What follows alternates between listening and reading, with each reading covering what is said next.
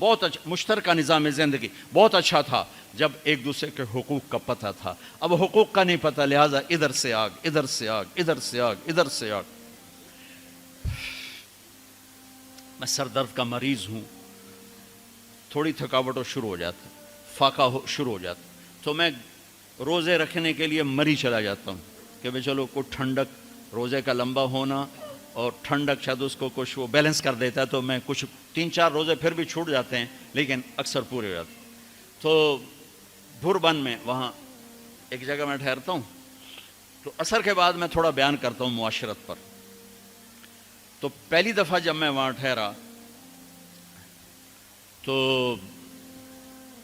8ویں دن امام مسجد کی بیوی آئی ہمارے پاس، میری بیگم کے پاس، کہ جی بیگم صاحب میں نے آپ کا اور مولانا کا شکریہ ادا کرنا ہے کہ آج میری زندگی کا پہلا ہفتہ ہے میرے خامند نے مجھے مارا نہیں.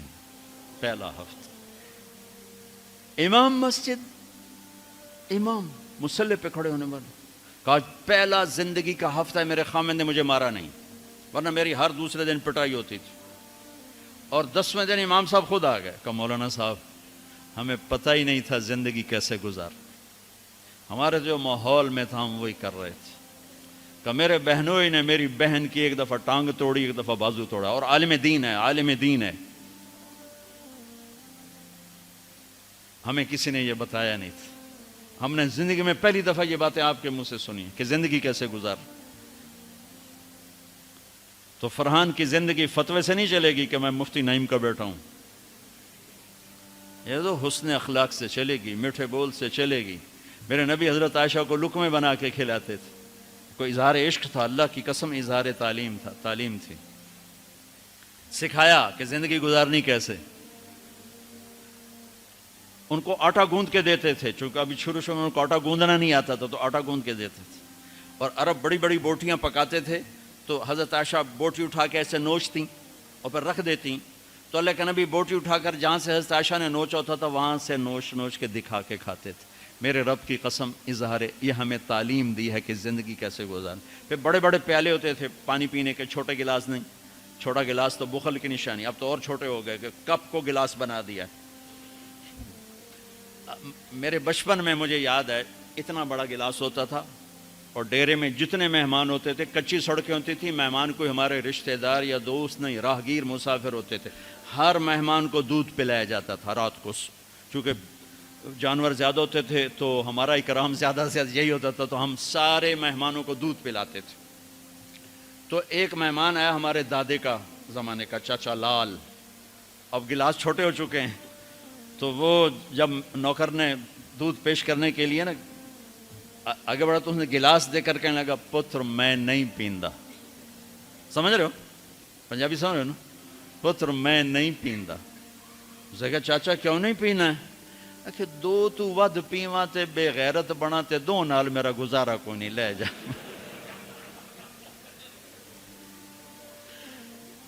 تو بخل کا زمانہ آ گیا، چھوٹی چھوٹی گلاسیں آ گئی. تو بڑے بڑے گلاس ہوتے تھے، تو ہم عائشہ رضی اللہ عنہا پانی پی رہے ہیں، رکھ دیا. میرے نبی اٹھا کر جہاں حضرت عائشہ کے ہونٹ لگے ہوتے تھے وہاں ہونٹ رکھ کے پانی پیتے تھے. صرف تعلیم. جس ہستی نے اللہ کو آنکھوں سے دیکھ لیا ہو اس کو کسی چیز کی رغبت ہو سکتی ہے؟ جنت بھول جائے گی جب اللہ اپنا دیدار کرائیں گے اور پھر پردہ پوشی فرمائیں گے تو کہیں گے یا اللہ جنت نہیں چاہیے، تو چاہیے، بس تجھے دیکھتے رہیں، بیٹھے رہیں تصور جانا کیے ہوئے از لذت دیدارش، خسرو چتواں گفتن سر دادن و جان دادن نادیدہ رخ یارے. امیر خسرو کہہ رہے ہیں کہ یا اللہ بن دیکھے تیرے لیے لوگ سولیوں پہ چڑھ گئے، اوروں سے چر گئے، چھروں سے کٹ گئے. بن دیکھے تیرے عشق میں جب تجھے دیکھیں گے تو کیا حال ہوگا. از لذت دیدارش خسرو چتواں گفتن سر دادن و جان دادن نادیدہ رخ یار. تو جس ہستی نے اللہ کو دیکھا ہو ان کے لیے عورتوں کی کیا رغبت ہے. یہ صرف سکھانا. ایک حدیث سنا دے، ما تزوجت وما زوجت الا بوحی من السماء نزل به جبریل. لوگوں میں نے جہاں شادی کی، میں نے جہاں بیٹی دی، پہلے آسمان سے وحی آئی، پھر میں نے قدم اٹھایا. اللہ کی قسم ہمیں سکھانے کے لیے تھا، ہمیں سکھانے کے لیے۔ ہاں سفر سے واپسی ہو رہی ہے، ٹھیک ہے، آپ نے صحابہ سے کہا چلو بھائی تیز ہو جاؤ، وہ سارے تیز ہو گئے، یہاں تک کے نظروں سے غائب ہو گئے، ٹھیک۔ تو اب کون رہ گئے؟ اما عائشہ اور میرے نبی۔ تو اما عائشہ نہیں، میرے نبی نے کہا عائشہ دوڑ لگائیں، دوڑ لگائیں، لگائیں۔ اللہ اکبر، مفتی نعیم کا اتنا بڑا پیٹ، یہ دوڑ لگائے گا بیگم کے ساتھ؟ اور مولانا منظور مینگل کا اس سے بھی بڑا ہو گیا، یہ لگائیں گے؟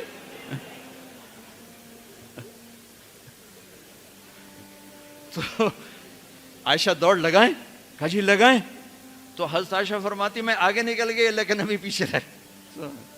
پھر کچھ عرصہ گزر گیا، کئی سال گزر گئے، پھر ایک سفر سے واپسی ہو رہی، آپ نے کہا ہاں بھائی آگے جاؤ، وہ سارے آگے جا گئے، اجل ہو گئے۔ آپ نے کہا عائشہ دوڑ لگائیں، کہا جی لگائیں۔ تو کہا ان دنوں میں موٹی ہو گئی، تبدنت کا لفظ مجھے یاد ہے، کہ میں موٹی ہو گئی تھی۔ تو جب دوڑ لگائی تو اللہ کے نبی آگے نکل گئے، تو آپ نے کہا عائشہ ہذہ بتلک، اب تو میں برابر ہو گئی۔ اللہ کی قسم زندگی سمجھانے کے لیے تھا۔ جہاد کا سفر سارا صحابہ کا قافلہ ہے، جنگ کا زمانہ ہے، دشمن چاروں طرف ہے، اور ہم اما عائشہ رضی اللہ عنہ اونٹ پہ بیٹھیں اور ہاتھ لگایا تو ہار غائب۔ فرمایا میرا تو ہار کوئی نہیں، میں تو نہیں جاؤں گی، میرا ہار ڈھونڈو۔ تو میرے نبی نے نہیں فرمایا چل بیٹھ، اتنے لوگوں کو تو پریشان کرتی ہے، تجھے پتہ نہیں میں نے سبق پڑھانا تو میرے پیچھے پڑ گئی، طلبہ میرا انتظار کر رہے ہیں۔ آپ نے کہا بھائی عائشہ کا ہار ڈھونڈو، سب ڈھونڈنے میں لگ گئے۔ شام ہو گئی، سورج چھپ گیا اور ہار نہیں ملا، اور اس کے بعد تلاش بند ہو گئی، اندھیرے میں کہاں ملے گا؟ اب کیا ہوا؟ پانی رات کو عشاء میں ختم ہو گیا، فجر کی نماز کا وقت داخل ہونے والا ہو گیا، اور پانی کوئی نہیں، تیمم کی آیات نہیں اتری۔ لوگوں نے ابو بکر کو تانے دینے شروع کہ تیری بیٹی کی وجہ سے اب نماز کا کیا بنے گا۔ ابو بکر غصے میں آئے اما عائشہ کے خیمے میں، تو اللہ کے نبی گود میں سر رکھے سو رہے تھے۔ اب آپ تو باپ تھے، تو آ کر اب بول تو سکتے نہیں، اور چہرے سے دوری تیری وجہ سے ہو، اور یہاں پسلی میں ماری انگلی، زور سے انگلی ماری۔ تو کہتے میں ایسے سخت ہو گئی تاکہ میرا بدن حرکت نہ کرے کہ کہیں اللہ کے نبی اٹھ نہ جائیں۔ تو چہرے سے غصے کا اظہار کر کے، اور میرے والد مرحوم جو تھے نا، وہ گالیاں بہت نکالتے تھے، اور ان کی بخشش پنجاب کے ذمہ دار کیا تھے۔ جب میں تبلیغ میں لگ گیا تو اب وہ عادت مجھ سے شرماتے تھے، تو جب میں ہوتا تھا نا تو نوکر کو بلا کر اس کو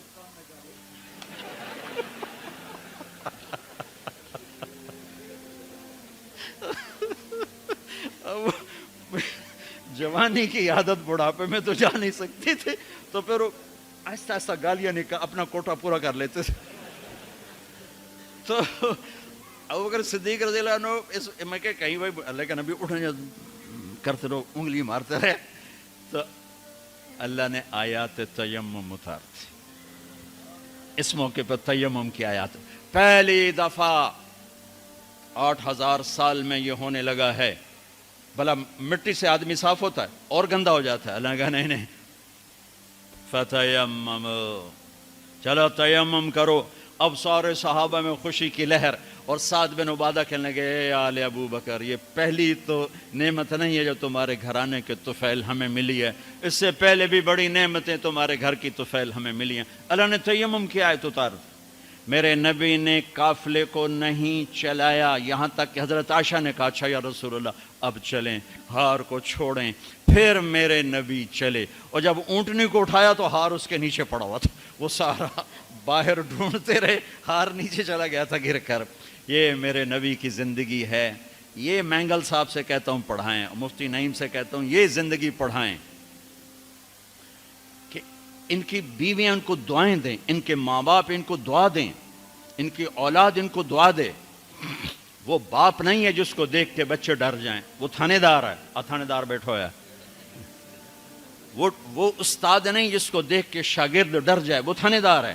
وہ خامد نہیں ہے جس کو دیکھ کے بیوی سہم جائے وہ تھانے دار ہے، خامد وہ ہے جس کو دیکھ کے بیوی خوش ہو، باپ وہ ہے جس کو دیکھ کے اولاد خوش ہو، استاد وہ ہے جس کو دیکھ کے شاگرد خوش ہو۔ اپنے مصنوعی روب جمانا کہ استاد کی ہیبت ہونی چاہیے، ارے ہیبت، محبت ہونی چاہیے، محبت سے علم منتقل ہوتا ہے، ہیبت سے نہیں ہوتا، محبت سے جا کر فریکوینسی ملتی ہے، کال ملتی ہے اور پھر جذبات منتقل ہوتے ہیں۔ تم ہیبت بٹھانے کے چکر میں